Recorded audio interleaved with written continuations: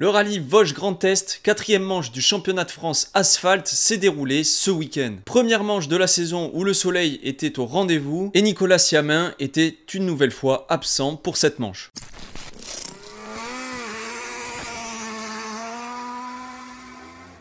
Bonjour à tous, j'espère que vous allez bien. On se retrouve aujourd'hui pour une nouvelle vidéo résumée, donc le résumé du rallye Vosges Grand Est.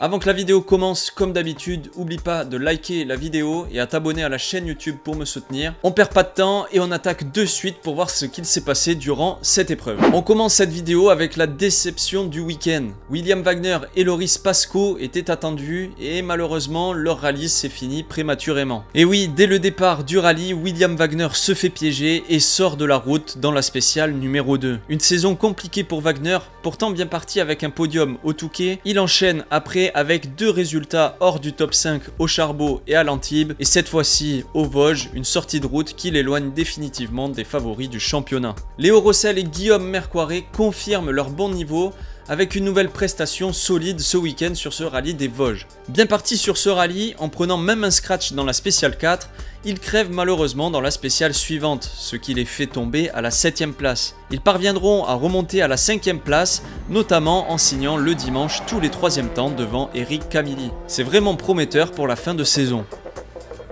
Du côté des RGT, Raphaël Astier s'impose une nouvelle fois et prend par la même occasion le 4e temps scratch général. Et il s'impose plutôt largement puisque Cédric Robert part à la faute dès le début du rallye dans la spéciale 2 et perd plus de 3 minutes. C'est là qu'on voit que Raphaël Astier met la barre très haute. Cédric Robert, qui est un pilote réputé fiable et régulier, commet des petites erreurs cette année dont on n'a pas l'habitude avec lui. Il est obligé de hausser son niveau avec l'arrivée de Astier et voilà, il repousse un peu les limites et il commet quelques petites erreurs. Autre concurrent en Alpine, Quentin Gibert, copiloté par Christopher Guieux, placé à la 5ème place derrière Astier à une trentaine de secondes, doit malheureusement abandonner dans la spéciale 8 pour problème mécanique.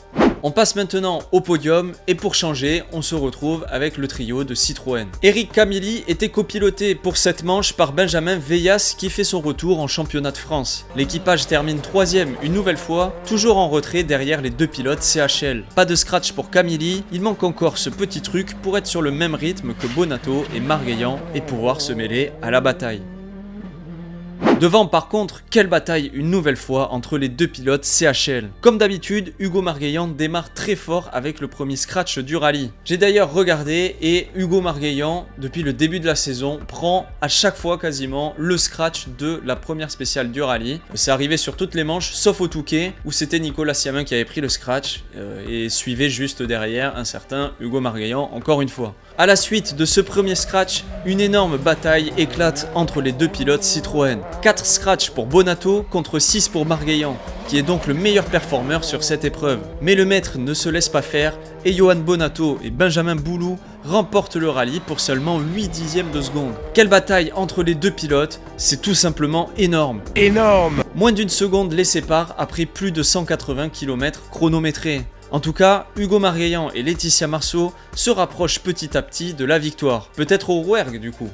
On fait un point sur le classement général et Johan Bonato, avec cette 3ème victoire d'affilée, conforte son avance au championnat avec 90 points et passe le cap du rallye d'avance sur son équipier Hugo Margueillan avec 73 points. Eric Camilli se fait distancer avec ses 60 points, avec un Léo Rossel qui le suit de près et avec 50 points. Raphaël Astier, avec son Alpine, clôture le top 5 avec 44 points. Siamin et Chauffret, absents sur 2 des manches du championnat, sont respectivement 6ème et 7ème avec 44 points et 33 points. William Wagner, qui était pourtant vu dans les favoris au début de l'année, se retrouve pourtant à la 8ème place. On passe maintenant à la Coupe Stellantis et il y a eu quelques rebondissements dans cette manche, notamment avec l'abandon d'Anthony Fotia, leader du championnat, qui abandonne dans la spéciale 3 suite à une sortie de route. Autre pilote bien placé au championnat, Julien Cazal était bien parti avec le premier temps scratch de la coupe, mais son rallye se terminera tout comme Fotia dans la spéciale 3. Et ceux qui profitent de ces deux sorties, c'est Loïc Coste et Sébastien Iriberi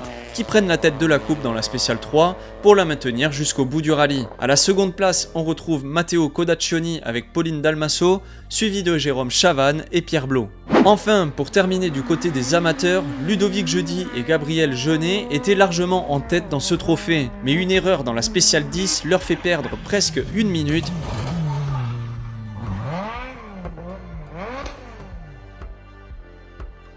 et se voit rattrapé par Jean-Nicolas Hott et Christian Nicolet en Subaru Impreza N4 qui remporte le trophée pour seulement 6 dixièmes devant Jeudi et sa mythique 205 GTI. Sur la troisième marche de ce trophée, on retrouve Johan Corberan et Jessica Leprêtre au volant d'une Clio Rallye 5. Voilà les amis, c'est la fin de cette vidéo, j'espère qu'elle vous aura plu. On n'a pas eu trop de suspense, c'est pas grand chose à dire parce qu'au final on se retrouve avec la même configuration quasiment que les deux précédentes manches. Le même trio de Citroën sur le podium, Bonato, Marguerite, Camilli, toujours dans le même ordre en plus. Donc voilà, en espérant qu'il y ait un petit peu plus de piment entre guillemets dans les prochaines manches et que ça relance un petit peu le championnat parce que comme on a pu le voir, au classement, Johan Bonato a pris une sacrée option et là il peut même se permettre, on va dire, de rater entre guillemets un rallye ou de griller un joker et il pourrait garder la tête. Donc voilà, Johan Bonato, 3 victoires cette année, intouchable, à voir si Nicolas Siamin revient un peu semer le trouble au milieu de la bagarre entre les deux pilotes de CHL. Mais voilà, c'est la fin de ce résumé du rallye des Vosges. Moi je vous dis à très vite. Ciao!